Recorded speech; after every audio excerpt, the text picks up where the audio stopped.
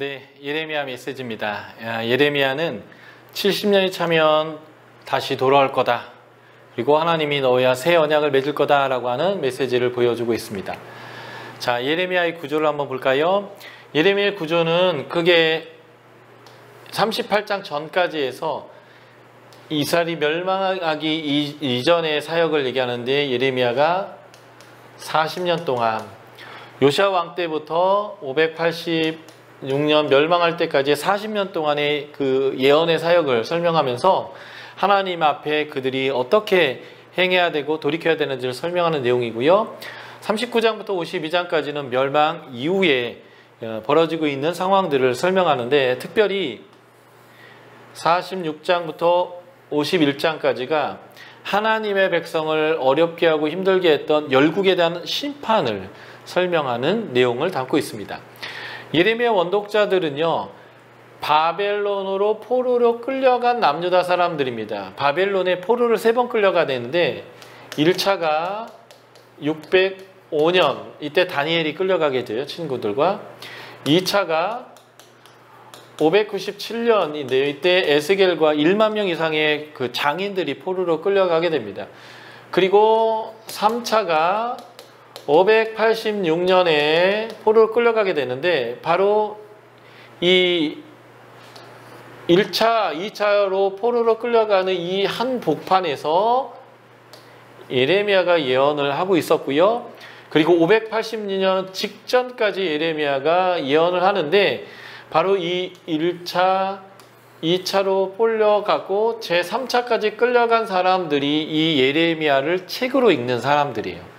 그러니까 청중은 이 기간 동안 예루살렘에서 예레미야 예언을 듣는 사람들이지만, 이 멸망 이후에 이 예레미야서는 기록되어서 바벨론에 포로로 끌려간 사람들에게 보내진다라고 보시면 되겠고요.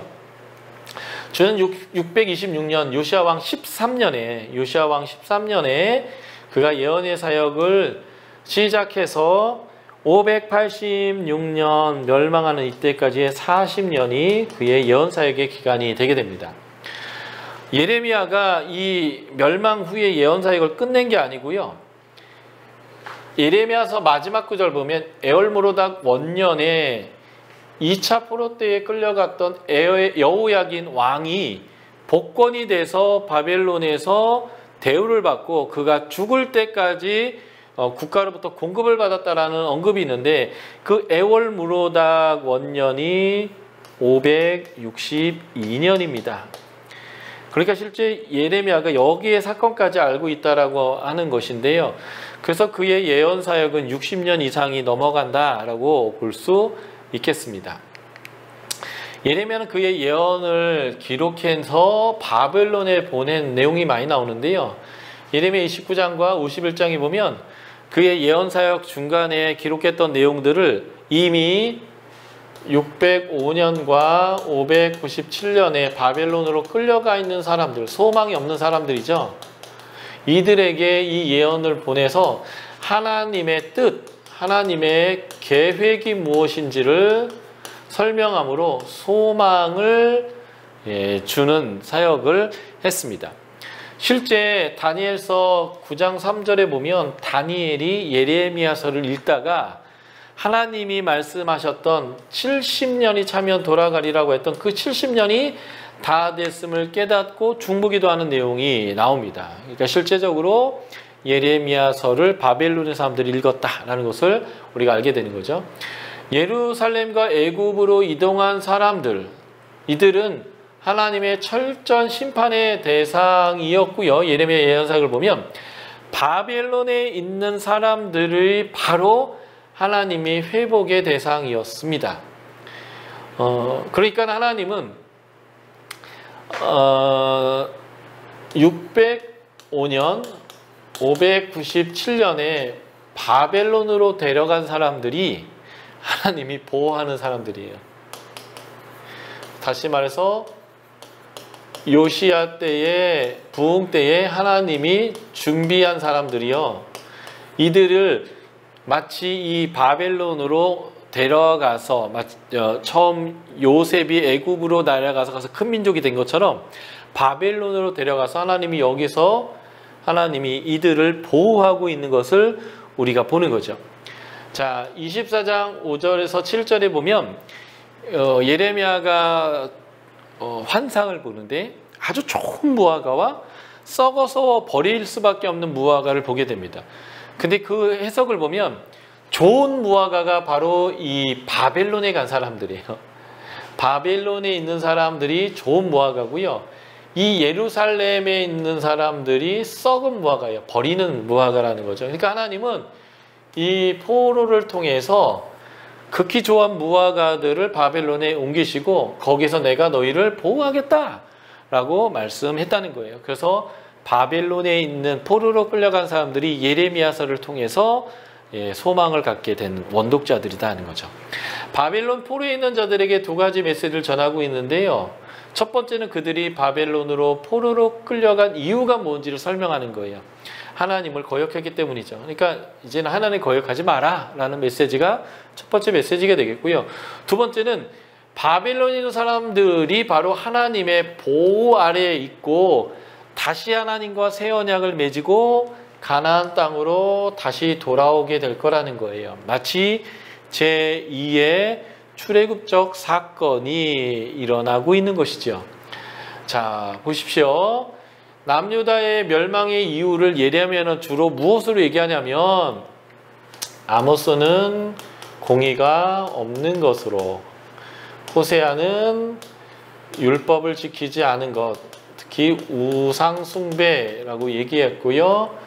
미가서도 공의가 없는 것으로, 이사야는 열국을 의뢰한 것으로 설명했다면 이 예레미야는요, 하나님의 말씀을 청종하지 않을 뿐만 아니라 하나님의 말씀을 버린 것, 이것이 이 남유다의 멸망의 이유라고 정말 이렇게 많은 구절을 통해서 설명하고 있습니다.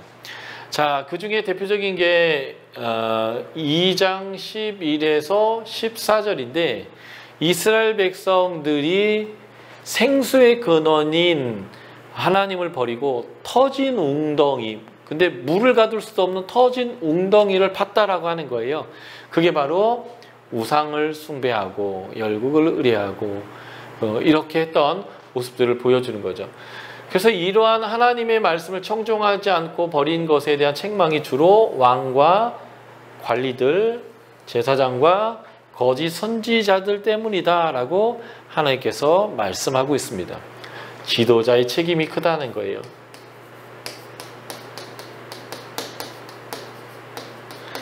지도자들이, 어제 제가 왕, 제사장, 선지자의 역할을 했는데 그들의 핵심이 말씀을 다루는 거라고 제가 말했지요. 이들이 말씀을 버리고 하나님 말씀대로 살지 않기 때문에 이 지도자들의 책임이 하나님의 말씀을 청종하지 않고 버리게 되는 결과를 가져왔다라는 것입니다. 자, 하나님의 회복인 새 언약이 이제 이 예레미야 메시지의 핵심이에요. 예레미야 메시지의 핵심이 두 가지인데 첫 번째가 새 언약이고요.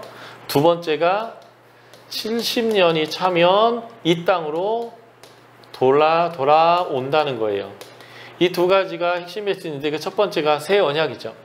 예레미야는 철저한 심판을 선포하지만 동시에 하나님의 회복의 구원을 선포하는데 그것을 상징하는 그의 행동이 뭐냐면 아나돗의 밭을 돈 주고 사는데요. 그게 뭐냐면 돌아와서 다시 땅을 매매하고 살게 될 거다라는 것을 보여주는 것입니다.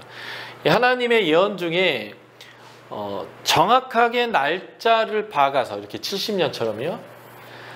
그 예언을 선포하고 있는 예언은 아주 이례적인 건데 예레미야에서 그 내용이 나온다는 거예요. 보십시오. 이게 예레미야서의 핵심 구절들이죠. 70년이 차면 이 땅으로 돌아오겠다라고 하나님께서 말씀하셨다는 거예요. 그래서 바벨론에 있는 사람들, 원독자들이죠.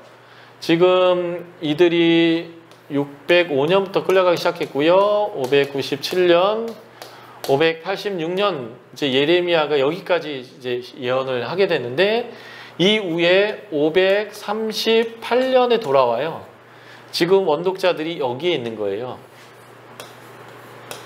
여기에 있는 원독자들에게 70년이 되면 586년부터 성전을 짓는 516년까지를 70년으로 볼지 605년부터 538년, 정확한 70년이 아니지만 이것을 70년으로 볼지는 결정을 해야 되겠지만 저는 요 성전이 지어질 때로 보거든요.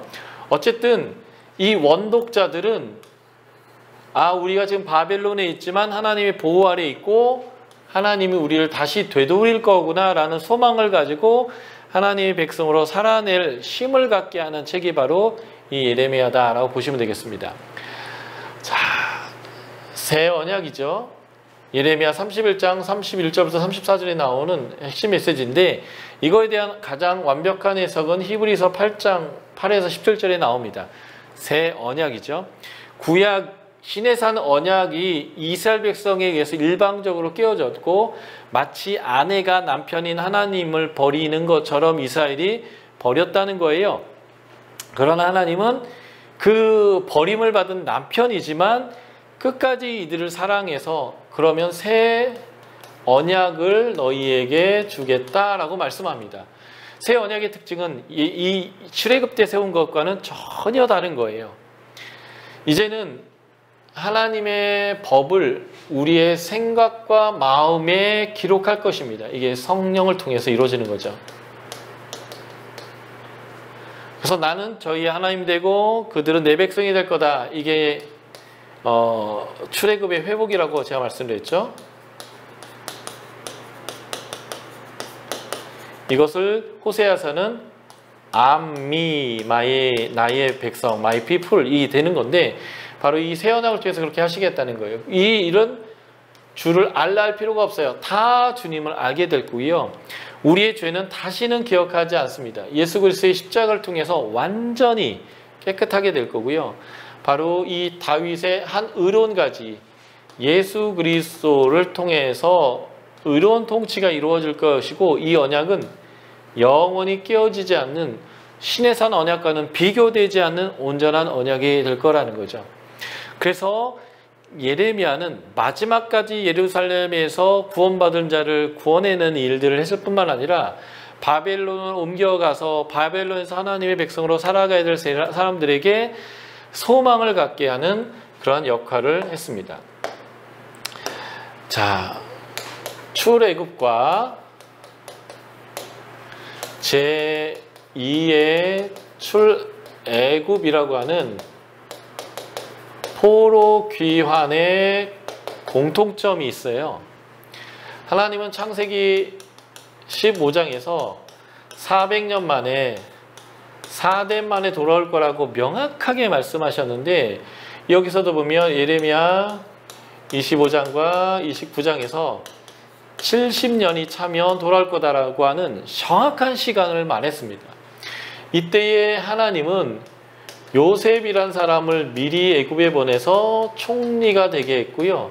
그 다음에 이스라엘 백성이 내려와서 하나님의 보호 아래서 큰 민족이 되게 했다면 하나님은 605년 제1차 포로 때에 다니엘과 세 친구를 보내서 총리가 되게 하고 지방 장관이 되게 해서 유대인들을 보호하고 하나님의 보호 아래에서 이들이 자라게 했다는 거죠.